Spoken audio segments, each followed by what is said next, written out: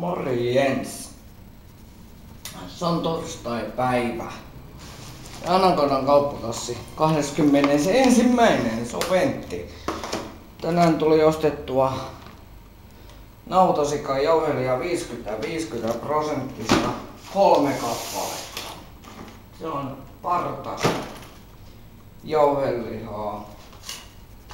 Sitten fondue du chefia, eli näitä valmis lihaliemiä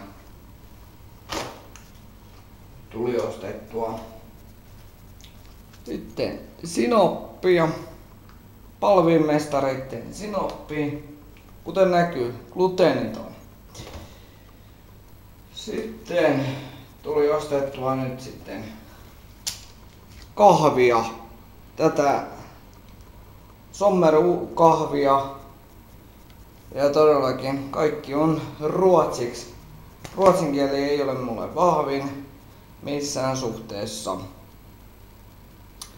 Niin muuta ainoastaan minkä ymmärrän niin on keskitumma pahto, suodatin kahvi. Ja niitä tuli siis 2 ja 2. Eli niitä tuli kaikkiaan siis 4. 4 kappaletta ostettua. Sitten täytyy vähän herkutella ja otettiin tällä kertaa nachosissejä. 6 pussi, en tiedä miltä maistuu.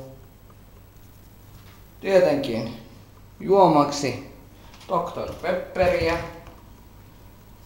ja sitten otettiin uusi juoma, ainakin mulle, nimittäin tervanmakuinen limonaadi. Siis terva. Tottunut syömään pastilleissa.